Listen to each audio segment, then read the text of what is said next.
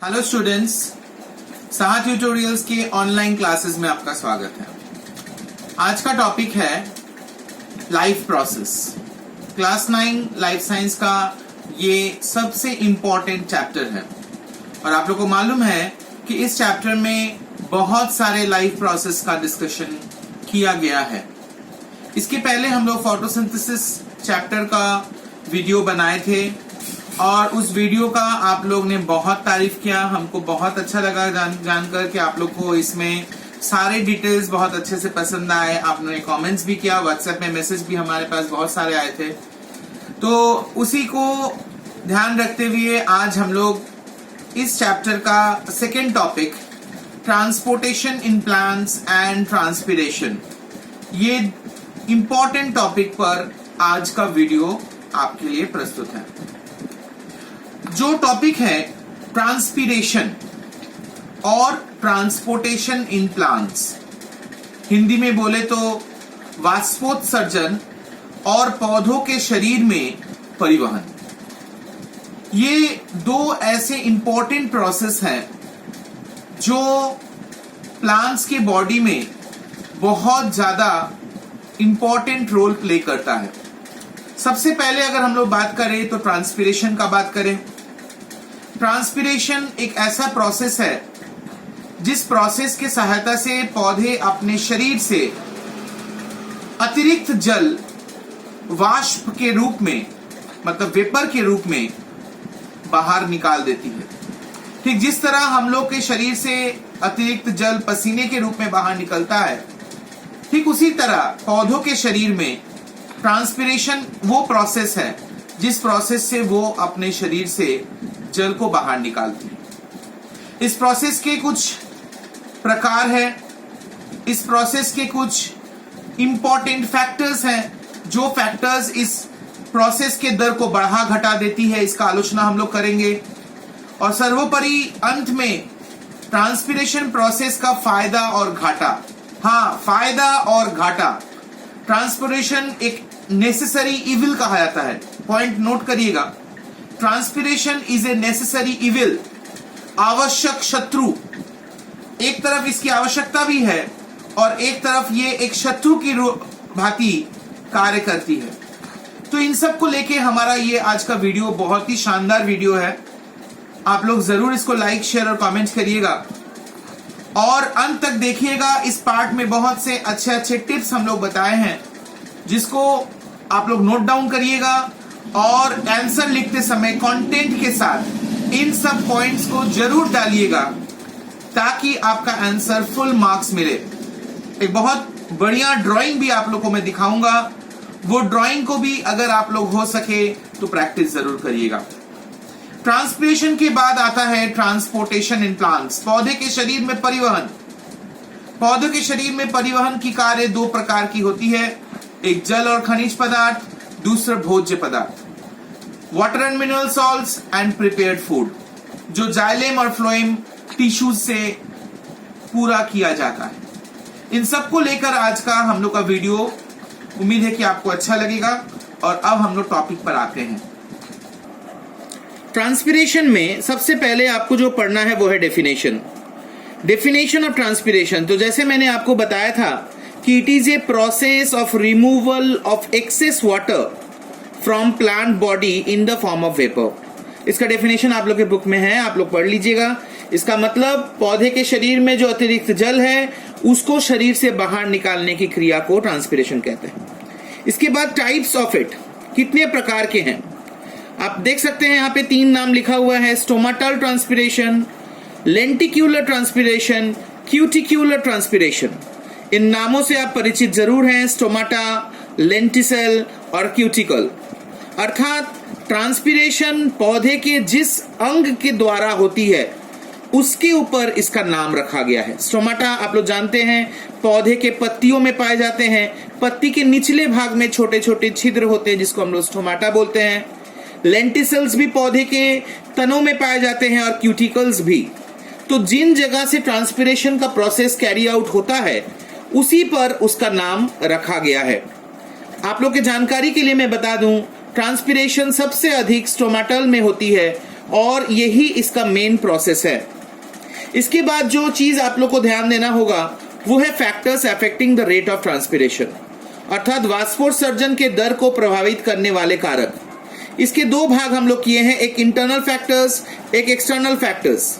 Internal factors माने जो पौधे के शरीर में उपस्थित है, एक्सटर्नल फैक्टर्स माने वो जो वहां भाग है, मतलब बाहरी दुनिया से है। हम लोग सबसे पहले इंटरनल फैक्टर्स देख लें।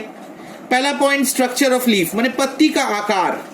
पत्ती कितना बड़ा है, जितना उसका आकार बड़ा होगा वाष्पोत्सर्जन का दर भी बढ़ जाएगा। सेकेंड पॉइंट में है हार्मोनल इन्फ्लुएंस, अर्थात हार्मोन का प्रभाव। आप लोग जानते हैं साइटोकाइनिन एक ऐसा हार्मोन है जो वाष्पोत्सर्जन के दर को बढ़ा देती है, अर्थात जिस पौधों में साइटोकाइनिन का उत्पन्न अधिक है उसमें वाष्पोत्सर्जन का दर भी अधिक होगा। अंत में एफिशिएंसी ऑफ रूट्स, इसके अलावा भी 2-3 पॉइंट्स आप लोग इसमें जोड़ सकते हैं। अब हम लोग चलते हैं एक्सटर्नल फैक्टर्स की ओर। एक्सटर्नल फैक्टर्स में परिवेश के ऊपर अलग अलग कारकों पर ध्यान दिया गया है। टेम्परेचर, ह्यूमिडिटी, विंड स्पीड, ये सब अलग अलग पॉइंट्स हैं जो वाष्पोत्सर्जन के दर को घटा बढ़ा देती है। जैसे टेम्परेचर अगर ज्यादा होगा तो रेट बढ़ जाएगा, ह्यूमिडिटी अगर ज्यादा होगा तो रेट घट जाएगा। परीक्षा में क्वेश्चंस जब आते हैं या तो डायरेक्ट क्वेश्चंस इसी नाम से पूछे जाएंगे कि वाष्पोत्सर्जन के दर का प्रभावित करने वाले कारक बताएं, लेकिन बहुत समय आजकल क्वेश्चंस घुमा कर आते हैं। जैसे पूछे जाएंगे कि हम लोग समुद्र तट पे रहते हैं, सी कोस्ट, उस जगह पर ट्रांसपिरेशन रेट क्या होगा। तो आपको सोचना होगा कि ट्रांसपिरेशन उस जगह पर सी कोस्ट में परिवेश कैसा है, और हम लोग जानते हैं सी कोस्ट में ह्यूमिडिटी लेवल क्या होती है, और उसी हिसाब से आपको आंसर लिखना होगा। इसके बाद जो इस टॉपिक का लास्ट पार्ट है वो है सिग्निफिकेंस ऑफ ट्रांसपिरेशन। जैसे मैंने शुरू में बताया था, इसकी सुविधा और असुविधाएं दोनों हैं। सुविधा तो ये है, सबसे पहला पॉइंट एसेंट ऑफ सैप, इस पर हम लोग विस्तारित चर्चा करेंगे इस वीडियो के सेकेंड पार्ट में। एसेंट ऑफ सैप माने हिंदी में रसारोहण। पौधे के जड़ से जल और खनिज पदार्थ को पत्तियों तक पहुंचाने में ये ट्रांसपिरेशन एक अहम भूमिका निभाती है, very important role. Removal of excess water, ये ऑलरेडी डेफिनेशन में हम लोग पढ़ चुके हैं कि शरीर से अतिरिक्त जल को बाहर निकालना। तीसरा part cooling effect. Cooling effect हम लोग जानते हैं, फिजिकल साइंस में भी हम लोग पढ़े हैं कि जब वाष्पोत्सर्जन होती है ये एक प्रकार का इवेपोरेशन है, और इवेपोरेशन कॉजेस कूलिंग, और उसी तरीके से ट्रांसपिरेशन के कारण पौधे के शरीर का टेम्परेचर ठंडा हो जाता है, कूलिंग इफेक्ट बना रहता है, जिसके कारण उसका टेम्परेचर मेंटेन्ड रहता है। ये इसके फायदे हैं। इसके अलावा भी 1-2 पॉइंट्स आप लोग ऐड कर सकते हैं। डिसएडवांटेजेस में सबसे पहले है विल्टिंग, मतलब लॉस ऑफ टर्जिडिटी। इसका कारण बहुत स्ट्रेट फॉरवर्ड है, जब शरीर से पानी निकल जाता है तो शरीर सूख जाता है। ठीक उसी तरह जब पौधे के पत्तियों में से पानी इस प्रोसेस के द्वारा बाहर निकाले जाते हैं तो उस तरीके से पौधे मुरझा जाते हैं, और यही कारण है लॉस ऑफ टर्जिडिटी लिखा गया है। दूसरा रिड्यूस्ड ग्रोथ, पानी की कमी से ग्रोथ को इफेक्ट होता ही है, ये बहुत नॉर्मल है, हम लोग के साथ भी होता है। डॉक्टर हम लोग को बोलते ही है ज्यादा से ज्यादा पानी पीने के लिए डेली के बेसिस पर, और यही कारण है कि जब पौधे के शरीर से ट्रांसपिरेशन प्रोसेस से पानी निकल जाता है तो ये रिड्यूस्ड ग्रोथ उसका एक हार्मफुल इफेक्ट है। इसके अलावा भी इसमें कुछ पॉइंट्स है, लेकिन आप लोग कम से कम 2-2 पॉइंट्स जरूर पढ़िएगा। तो इस तरह से हम लोग देख रहे हैं कि ट्रांसपिरेशन में ये सारा चीज आपको पढ़ना है और इसको आपको ध्यान में रखना है। ट्रांसपिरेशन इस प्रोसेस के बाद जो चीज आप लोग को ध्यान देना है वो है transportation process in plant body. ये एक बहुत ही कॉम्प्लेक्स प्रोसेस है, क्योंकि इसमें एक सबसे इंपॉर्टेंट फीचर है कि against the law of gravity, against the law of gravity माने गुरुत्वाकर्षण के नियम के विरुद्ध मूवमेंट होती है। जब पौधे के जड़ से जल और खनिज पदार्थ को ऊपर पत्तियों में पहुंचाए जाते हैं तो ये जो प्रोसेस है ये एकदम गुरुत्वाकर्षण के विपरीत होती है, और इस प्रोसेस का विस्तार में पढ़ना बहुत जरूरी है। ये प्रोसेस को हम लोग एसेंट ऑफ सैप बोलते हैं, और एसेंट ऑफ सैप एक ऐसा थ्योरी है जिस थ्योरी में आप देखिएगा तीन प्रकार के प्रेशर काम करते हैं। एक है रूट प्रेशर, दूसरा है एडिशन कोहेशन थ्योरी और तीसरा है ट्रांसपिरेशन पूल थ्योरी, जो ट्रांसपिरेशन अभी हम लोग ने पढ़ा। इन तीनों थ्योरी को प्रतिपादित करने वाले, प्रोपाउंडेड करने वाले जो हैं वो है डिक्सन एंड जॉली। ये दोनों साइंटिस्ट का ये थ्योरी हम लोग अभी पढ़ेंगे, लेकिन उससे भी पहले आपको स्टार्टिंग में जानना होगा एक्टिव ट्रांसपोर्ट और पैसिव ट्रांसपोर्ट। ये दोनों ट्रांसपोर्ट के अलग अलग प्रोसेस है, प्लांट बॉडी में होते हैं। एक्टिव ट्रांसपोर्ट जहां पर ट्रांसपोर्ट होता है एनर्जी के खर्च करने से, अर्थात पौधे इस एनर्जी को अपने शरीर में खर्च करते हैं और उस खर्च करने के बाद उनके शरीर में ट्रांसपोर्टेशन होती है। दूसरी ओर पैसिव ट्रांसपोर्ट वो ट्रांसपोर्ट है जहां पर प्रोसेस कैरी आउट होता है लेकिन कोई ऊर्जा नहीं खर्च होती है। जैसे हम लोग diffusion, osmosis, accent of sap, ये जो भी प्रोसेस अभी हम लोग पढ़ेंगे ये सारे प्रोसेस पैसिव ट्रांसपोर्ट का ही अंग है। तो हम लोग इन सब टॉपिक पर डिटेल्स में बताएंगे, आप लोग को जरूर ध्यान से सुनिएगा और जो फोटो है उसको भी आप ध्यान से देखिएगा और उसको बनाने का कोशिश करिएगा और आंसर लिखते समय जो इम्पोर्टेंट बात हम बताते हैं उसको जरूर नोट डाउन करके रखिए ताकि वो आपके आंसर में ज्यादा से ज्यादा मार्क्स आपको दिला सके। ट्रांसपोर्टेशन इन प्लांट्स में सबसे पहले एक्टिव ट्रांसपोर्ट और पैसिव ट्रांसपोर्ट के डेफिनेशंस आपको पढ़ने होंगे। जैसे मैंने अभी बताया, ये ट्रांसपोर्ट प्रोसेस एनर्जी खर्च करने से होते हैं और ये transport process without any energy का होता है। इसमें दो प्रमुख है, डिफ्यूजन और ऑस्मोसिस। डिफ्यूजन और ऑस्मोसिस का डेफिनेशन आप लोग पहले नीचे क्लास में पढ़े हैं। दोनों में movement of molecules from a region of higher concentration to a region of lower concentration होती है। अब इस फिगर को ध्यान से देखिए, इस फिगर में ही आपका सारा आंसर्स छुपे हैं। आप देख रहे हैं ये एक ट्री का फोटो है, इसके रूट्स ऑब्वियसली सॉइल के अंदर है। यहाँ वाटर और मिनरल सॉल्ट्स लिखे गए हैं, ब्लू इंक से लिखा गया है। ये सॉइल से रूट में पहले प्रवेश करते हैं। रूट में प्रवेश करने का जो प्रोसेस है उस प्रोसेस को डिफ्यूजन और ऑस्मोसिस प्रोमोट करता है, मतलब सुविधा देता है।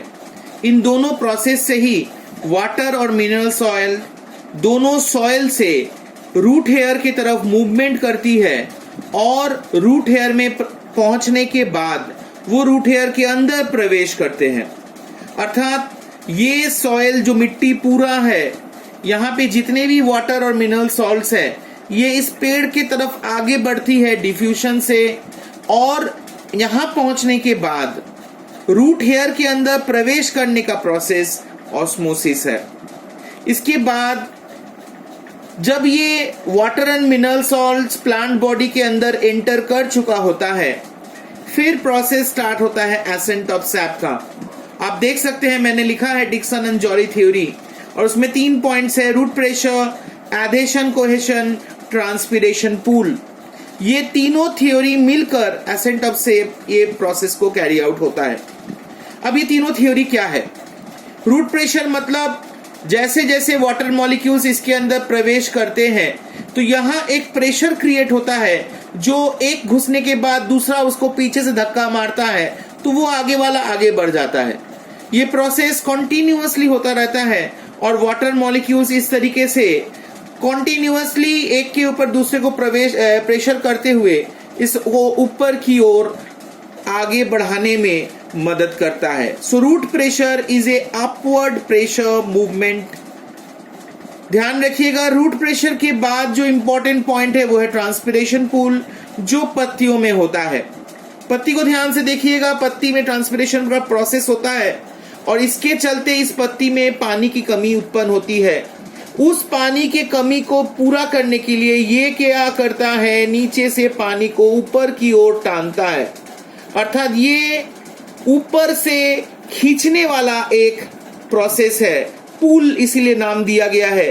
जैसे यहां से ये प्रेशर क्रिएट कर रहा है ऊपर की ओर रूट प्रेशर, लेकिन ये जो है पूल थ्योरी है, मतलब वो एक खिंचाव उत्पन्न करता है जिसके कारण से वाटर मॉलिक्यूल्स ऊपर की ओर खींचे चले जाते हैं। एडिशन और कोहेशन मतलब आप देख रहे हो दो तरह का कलर हमने यूज किया। एक ब्लू इंक हम लोग यहाँ लिखे हैं, water and mineral salts move through xylem. ये जाइलेम के टिश्यू है जो वाटर और मिनरल सॉल्ट्स को ट्रांसपोर्ट कर रहा है पत्ती तक। और दूसरी ओर ये रेड इंक वाला है जो फ्लोएम टिश्यू है, फूड ट्रांसपोर्टेड थ्रू फ्लोएम। अर्थात ये फ्लोएम का टिश्यूज है, ये जाइलेम के टिश्यूज है और ये जाइलेम से वाटर एंड मिनरल सॉल्ट्स ऊपर पहुंचते हैं। तो जाइलेम की जो दोनों वॉल्स है, दीवार है, इस दीवार के साथ ये पानी क्या करता है, इस पानी के मॉलिक्यूल्स चिपक जाता है और उसी थ्योरी को हम लोग एडिशन कोहेशन थ्योरी कहते हैं।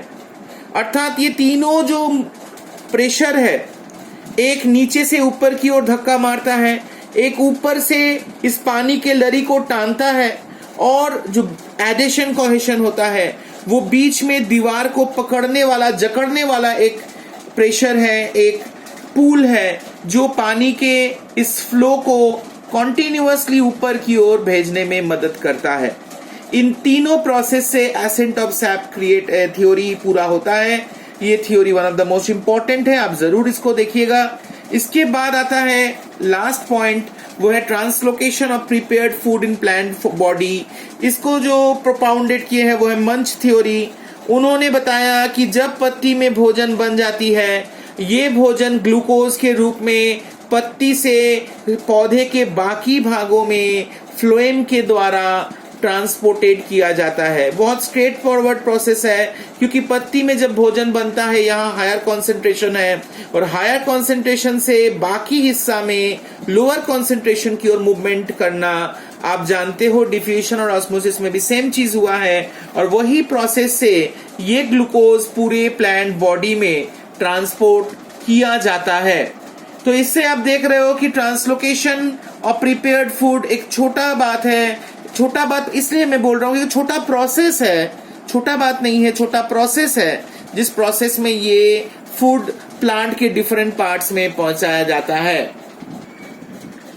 इस तरह से आप देख सकते हैं कि किस तरह ये दोनों प्रोसेस ट्रांसपोर्टेशन इन प्लांट्स में कैरी आउट होता है।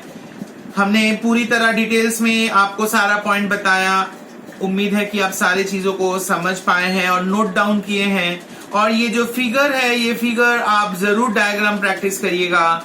और ये पार्ट में मेनी इंपॉर्टेंट क्वेश्चंस आते हैं, जैसे एसेंट ऑफ सैप, जैसे डिफ्यूजन और ऑस्मोसिस, जैसे ट्रांसपिरेशन, जैसे ट्रांसपिरेशन का इंपॉर्टेंस, जैसे ट्रांसलोकेशन ऑफ प्रिपेयर्ड फूड। इस तरीके से अलग अलग चीज यहाँ से पूछे जा सकते हैं। एक्टिव पैसिव ट्रांसपोर्ट, इसको भी आप लोग जरूर ख्याल रखिएगा।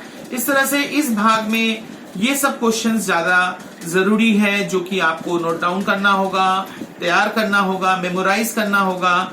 और उम्मीद है कि आपको ये वीडियो से सारा चीज पूरी तरह क्लियर हुआ है।